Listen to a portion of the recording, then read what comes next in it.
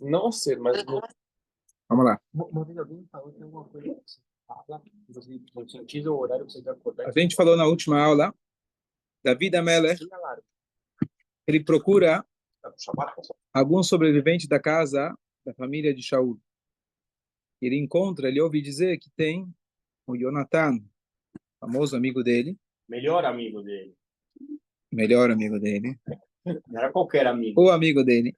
Que amigo faz Ele o que ele tinha, fez por ele? ele tinha O um príncipe. filho chamado Mefiboshet. Não Ele era confundir aleijado, não é? isso. Então não confundir com o Ishboshet, que foi o sucessor temporário de Shaul, mais ou menos concorrente com David. Esse Mefiboshet, ele era então filho do Jonathan e ele era aleijado dos dois pés. E depois do Shur, então dá o crédito para o Hersh, está aqui o Hersh, que ele lembrou que de fato a gente tinha estudado como que ele ficou aleijado. Então, na última batalha, aonde Ele não era de nascença? Shaul Amelech, ele, na verdade, acabou morrendo e grande parte dos familiares dele acabaram morrendo nessa guerra, os filhos dele, etc. Então, a babá desse Mefiboshet, ele era um bebê, começou a fugir com ele, conseguiu salvar ele, mas no meio do caminho ela acabou tropeçando, tentando escapar, isso acabou deixando ele dessa forma aleijada. Então, obrigado que ele lembrou isso. Que?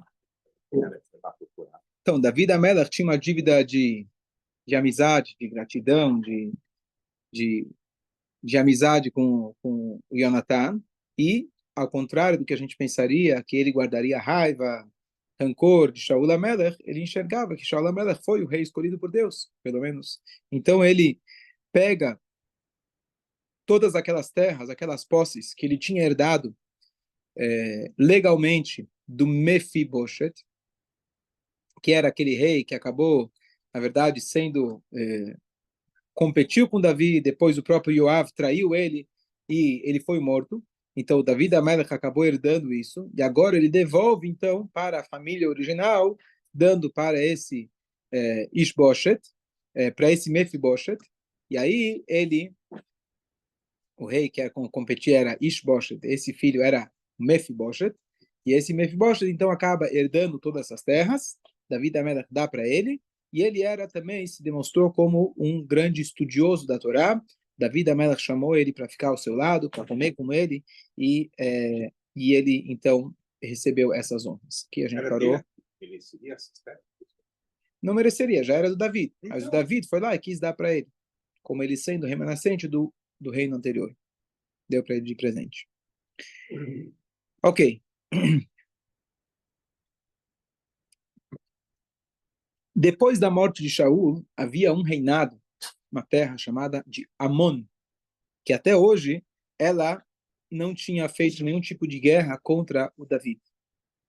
Amon, vamos lembrar quem era Amon. Amon e Moab eram dois irmãos, que eles surgiram na caverna. Não, Depois da destruição... Primos. Não, depois da destruição... Nossa, filhos de duas irmãs são primos. Ah, boa, certo, tá certo. Boa, mas irmãos por parte do pai. Sim. Irmãos por parte do pai. E primos. Irmãos e primos simultaneamente. Então, Lot, depois da destruição de Sodoma, a Torá conta pra gente que ele foi numa caverna. Ele estava com as duas filhas. Supostamente, eles achavam que não tinha mais ninguém no mundo. Elas dizem, então, vamos engravidar nosso pai. Dão para ele beber. Na primeira noite, ele deita com uma. E na segunda noite, ele deita com a outra. Então, aí surgiu Amon e Moav. Moav significa do pai.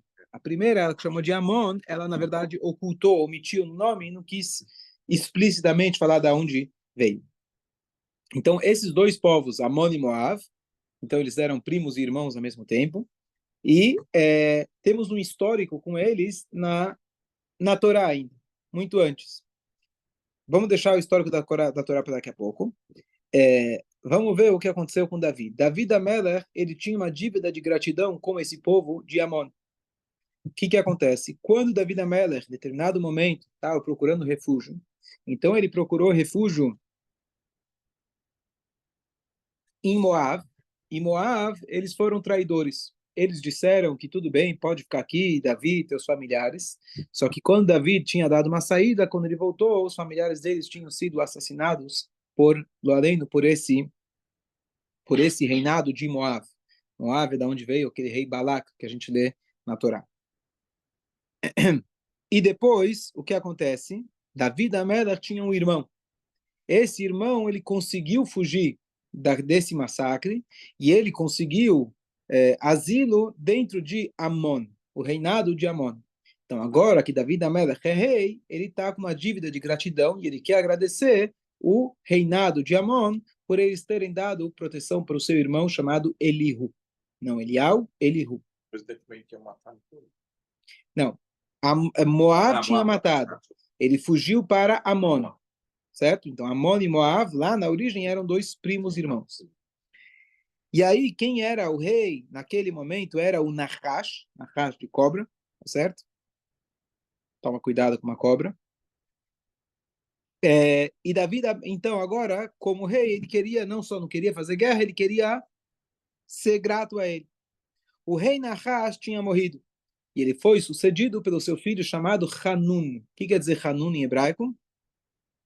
Piedoso? Piedoso. Esse era o nome dele. Vamos ver se ele realmente era piedoso. Ele tinha o aspecto do pai dele de cobra e tinha o aspecto também de piedade ao mesmo tempo. Vamos ver. Isso não gosta de cobra, tira ouro. Então, Davi Amelech então envia uma delegação para esse rei Hanun, lamentando a morte do pai dele, aquele que tinha dado asilo para o seu irmão Elihu, e ele fala para ele, olha, lamento a morte do teu pai e parabenizo você pela sua coroação, você assumiu o trono. E ele então manda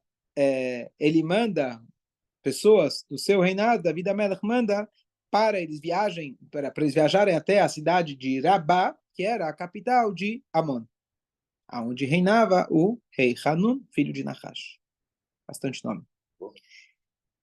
Eles então chegam até o novo rei e eles garantem amizade, eles trazem, né, boas mensagens e o rei, ele fica impressionado e ele fica feliz com isso. Só que os ministros do rei não simpatizam tanto assim. E eles falam, você não pode confiar nesse Davi da Melech, você não pode confiar nele. Eles, afinal, a Torá proíbe que eles façam conosco um trato de paz, uma aliança de paz. Logo vamos ver por quê. Afinal, quem a Torá conta claramente é de Moab, não de Amon. Mas logo vamos ver por que Amon entrou nessa também.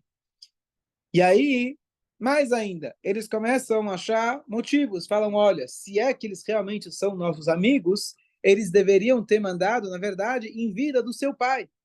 Eles, na verdade, esperaram teu pai morrer. Agora são espiões. Vieram aqui agentes do Mossad. Eles estão fingindo de ser nossos amigos. E o que eles querem é pegar informação para eventualmente nos atacar. E aí, então, o rei acaba se convencendo. Enquanto a delegação de Davi ainda estava lá, o rei pegou uma faca. E ele pede, então, para que a delegação de Davi, eles se aproximem. O que você imagina que ele vai fazer? Uma faca, você imagina que ele vai... Deus nos livre. Mas ele, então, finge chamar eles para uma questão de amizade. E quando eles se aproximam, ele corta metade da barba de cada um deles e rasga as roupas deles pela metade. Então, aqui é aquilo que eu falei, que ele era, por um lado, ele era um cobra, filho do cobra, por outro lado, ele foi piedoso, ele não matou eles. Ele quis, na verdade, humilhá-los. O nome dele indica que ele era piedoso, então ele se convenceu, mas por mais que estava convencido, ele decidiu fazer algo, digamos assim, muito brando, perto do que ele poderia, Deus nos livre, fazer. E aí, a pergunta é por que ele decidiu humilhar dessa forma, justamente. Então, alguma coisa tem a ver com metade, meia barba, tá certo? E meia, cortar a roupa na metade.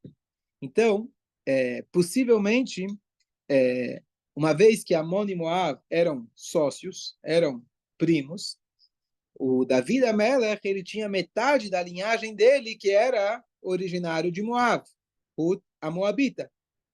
Então, ele estava querendo dizer, possivelmente, conforme algumas interpretações, olha, metade do teu sangue é puro, mas a outra metade é traidor. Então, essa seria, talvez, a mensagem que ele queria transmitir a eles. E a pergunta é, o que Davi da Melech fez de errado? Afinal, é uma mitzvah, a gente retribuir para alguém que nos fez um favor, mas a gente tinha na verdade, antes da dívida pessoal de Davi em relação ao irmão dele, nós tínhamos, na verdade, uma lei de Hashem da Torá. Qual que era a lei da Torá? De não fazer uma aliança com eles. Por quê? Moab foi aquele povo que colocou à disposição, por conselho do Bilam, as suas moças, as suas filhas, para pecarem e fazerem com que o nosso povo pecasse. Amon, voluntariamente, falou, bom, já que é festa, a gente entra. Eles, então, também colocaram suas filhas à disposição. E eles não tinham nada a ver com a história. Mas eles, por serem primos, etc., então eles entraram também e colocaram elas à disposição. Então, também tinha um decreto para não Então, casar sim, os dois. sim, Amon e Moab.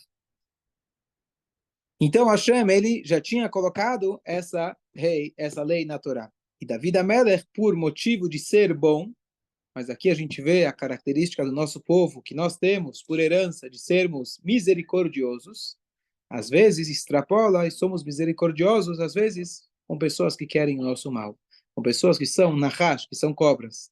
Talvez, de fato, eles te deram proteção, mas você não poderia se arriscar.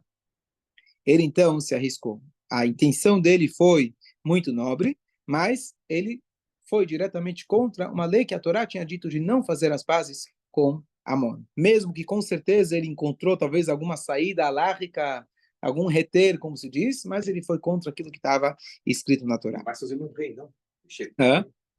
Ele humilhou um rei, não? Cortando a barba do rei.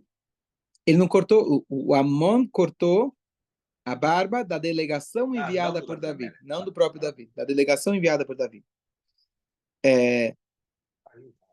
E Hashem, então, decretou que, por consequência disso, vai haver guerras, e nessa guerra, infelizmente, outros dos nossos irmãos vão acabar morrendo também. Davi da Mela, quando ficou sabendo, então logo ele mandou roupas para substituir essa delegação que estava voltando, porque eles possam estar vestidos adequadamente.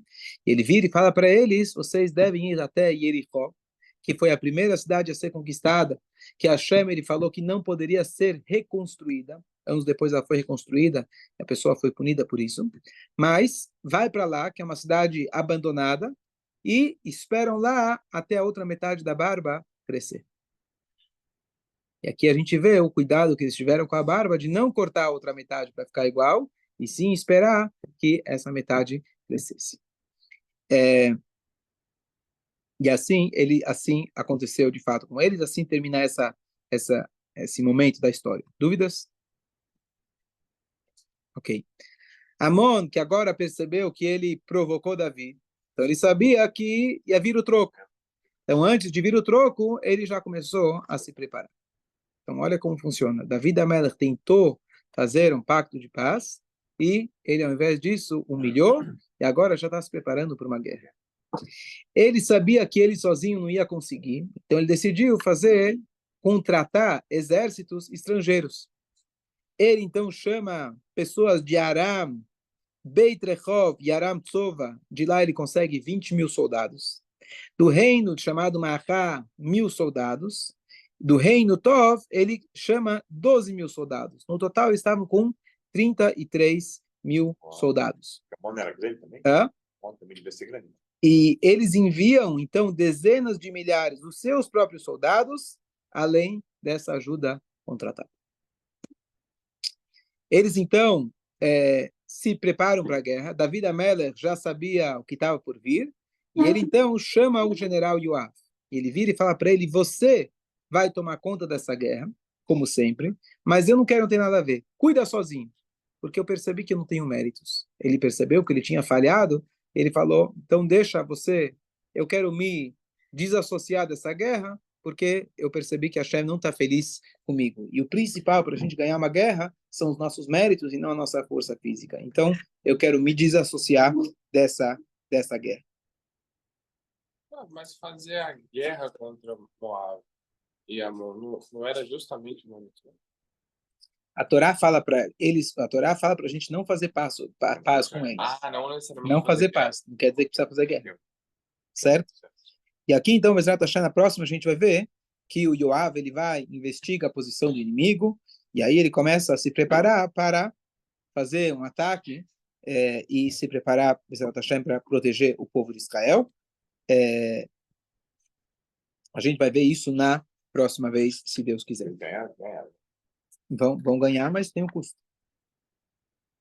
Numa guerra, a não ser que seja aquelas guerras totalmente milagrosas, onde Hashem, ele realmente, ninguém morre, toda guerra a gente está perdendo. Se a gente perder um Yehudi sequer, a gente perdeu esse Yehudi. A vitória final é importante, a gente às vezes precisa sacrificá-lo além, que não precise, mas essa guerra vai ter um custo alto também. Agora eu não me recordo, não me lembro se foi o Tzemach Tzedek ou o Rebbe Rashab, que Vou diz fechar que, aqui a gravação. que diz que quando Hashem ele dá uma mitzvah, ela, ao mesmo tempo que ela é uma instrução, ela também é uma promessa. Então, tipo, igual eu falo,